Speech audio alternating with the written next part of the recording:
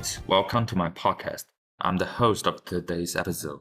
And this episode, we will discuss the democracy demonstrated in the story 12 Angry Men. We'll see what and how the term democracy illustrates in the story, and we will go deep into the discussion about the term itself to see how people from different countries treat this tricky word. Before we start, let's look at the brief introduction of the story. The story of 12 Angry Men takes place in the jury room, and it is about the deliberations happened in the jury room between 12 jurors. And the story, they are going to determine a boy's fate. The boy has been charged with first-degree murder. If jurors found him to be guilty, then he will be executed. If jurors found him to be innocent, then his case will be dismissed. If their final decision is not unanimous, then they must acquit it. Jurors have the right to decide the man's life. Thus, they must make the decision after thoughtful discussion and consideration. Initially, 11 members of jurors agreed the defendant was guilty, but only one juror disagreed, which is Juror 8. Juror 8 is the main character who develops the process of the story the most. He disagreed to vote guilty without discussion, and during their discussion, Juror 8 convinced other jurors by plausibly authentic reasons. Finally, the jurors decide the boy to be innocent.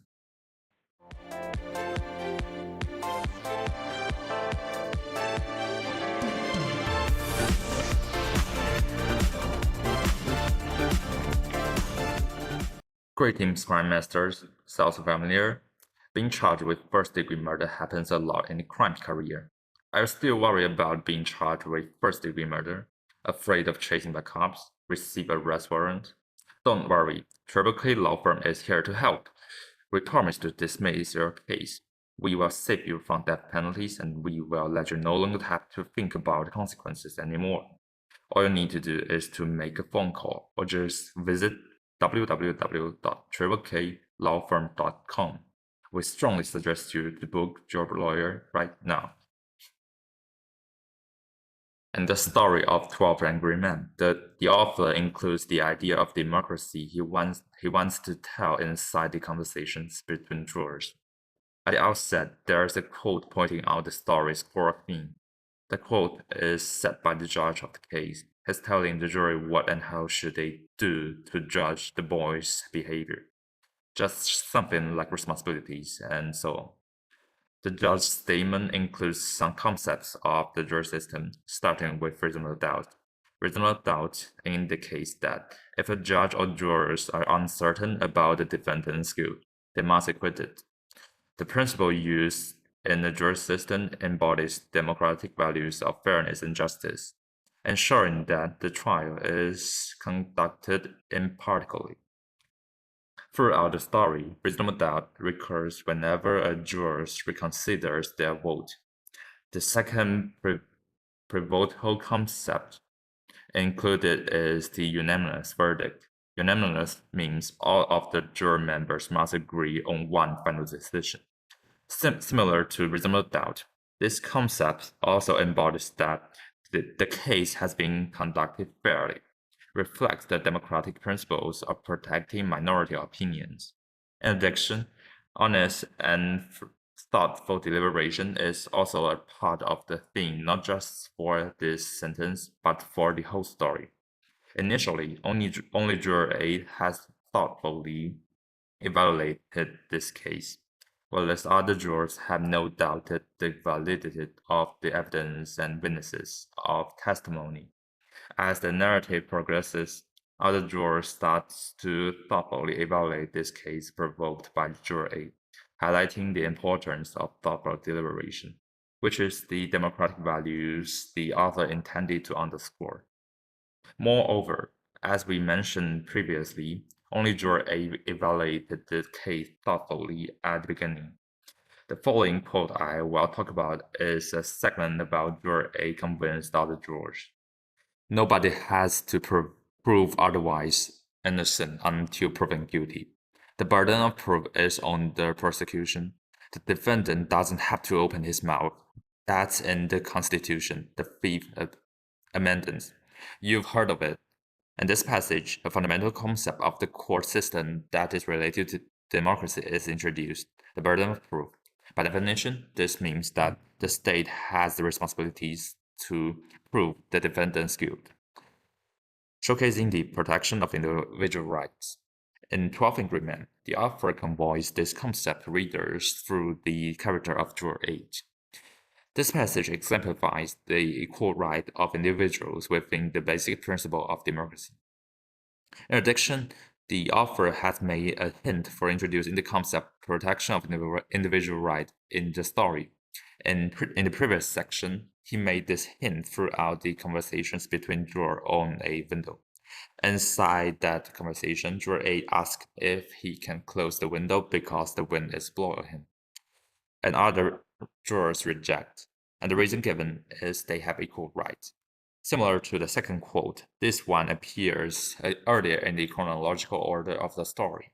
The author subtly introduced the concept of equal rights through the jurors' discussions, gradually bring it to the desk. The literary devices used here is foreshadowing, which creates suspense and dramatic tension for the readers. This technique not only sets up emotional expectations for the ensuing plot, but also gives an explanation for the jurors' motives and gives their action a plausible reason. Additionally, this quote paves the way for a shift in the jury's attitude towards the case. At the beginning, when asked about the reason why Juror A insists on voting not guilty instead of following the train, there is a quote that includes his answer. In that quote, Juror A states that voting guilty to send the boy to the execution yard is a difficult decision to make. Thus, he requires some time to evaluate it. Once again, the value of democracy displayed has been revealed. Both thoughtful deliberations and protection to individual rights were demonstrated in this quote. Even though 11 members of jury agreed to vote guilty, the final decision must be unanimous, ensuring that the opinion of the last juror or the minority cannot be ignored. There is an article that introduced and explained the democracy principles in the 12th Agreement, called 14th Principle of Democracy. If you are interested in it, I strongly suggest you to take a look. This article will help you to understand the concept of democracy better.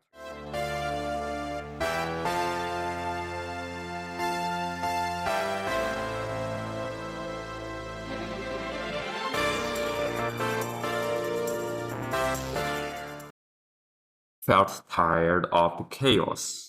Think there are too many values of democracy to remember? Dive into the world of Democracy Matters, the book that gives you the ultimate power moves to dominate the game of governance. Let the governance democracy spread around the world. If you are confused about how to identify democracy, here's a book that will assist you in identifying it. Visit www.democracymatters.com and buy it right now. So in the last part, we have concluded the democratic values that were displayed in 12th Agreement, which are equality, human rights, protection of minorities, and so on. Now I'm going to talk about my perspective on this term. Momentarily, I'm not an editor yet, therefore there aren't many elections or votings I could take part in. So far from my experience, I think democracy is a kind of thing modern society should have. It should be the fundamental mechanism of society. From my point of view, democracy is to let individuals in the population speak, which will be positive for society. Letting the public's voice spread can directly result in an increase in social diversity and other aspects, and society's decision will be more in line with the public's interest with democracy. In addition, I agree with some of the concept of democracy in the play. For example, equality and the protection to the minority. That is what I think about the term democracy so far. Maybe I will change my mind in the future, but who knows?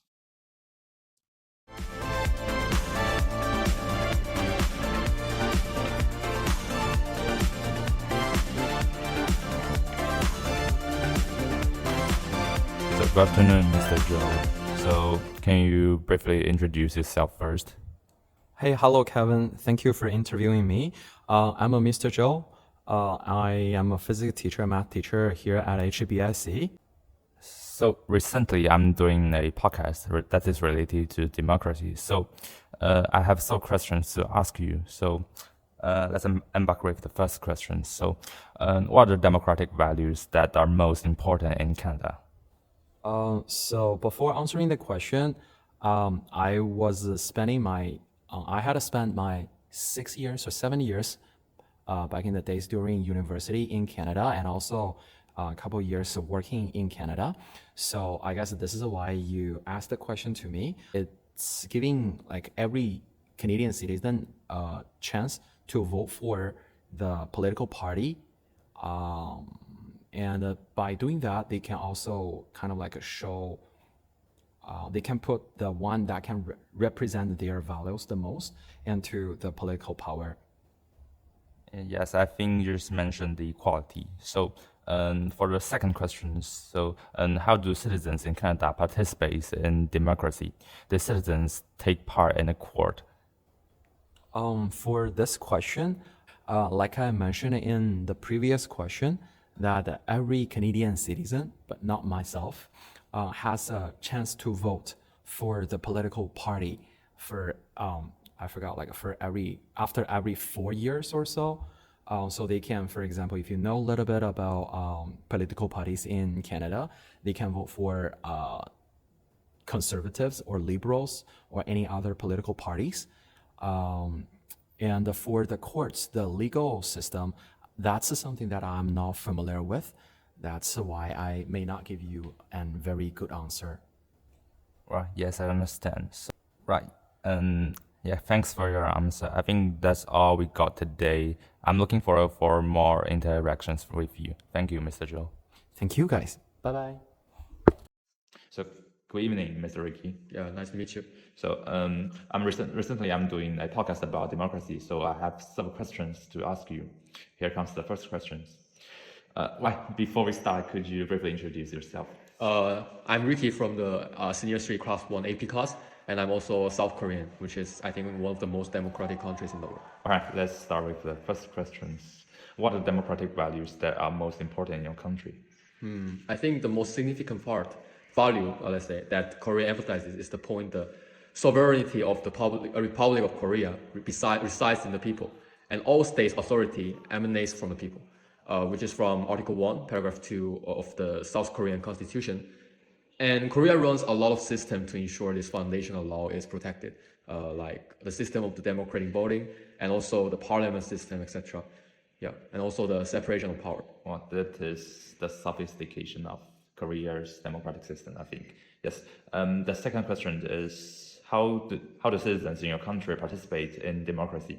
For example, does your country use the jury systems, or the citizens take part in the court? For the question you asked about the citizen take part in the court, yes, they do. And also, I think South Korean citizens are active participators in politics and also democratic activities.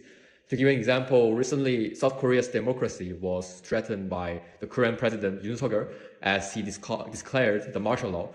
To fight against this decision, students and citizens are vigorously participating in impeachment demonstrations.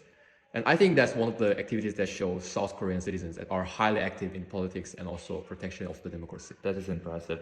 So here's our final questions. As a member of your nation, do you think you have an equal right to participate in events that require public participation, for example, voting for president? Yes, as a citizen of South Korea, if you are a citizen of South Korea, you always have an equal right to participate in public events, like such as voting, for example. In South Korea, there are 4 fundamental principles for elections. First one is universal suffrage, direct suffrage, fair suffrage, and also the last but not least, secret suffrage. These are all the laws that ensure the rights of a South Korean citizen to have an equal right to participate in democratic activities. Yeah, I think that's all about our interview today. Thanks for your participation.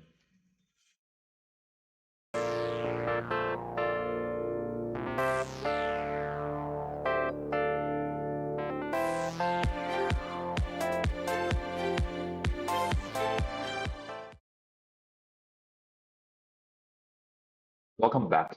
Let's have a quick conclusion about today's episode. So, from the two interviews and the play 12 Angry Men, we can see that for the majority of the country, the core of the term democracy is public participation and equality and individual rights. These principles of democracy are agreed upon by people worldwide. So I guess that's the end of today's podcast. Thanks for listening. If you're interested in discuss the term democracy, don't forget to share experience in the comment area. I'll see you in the next episode.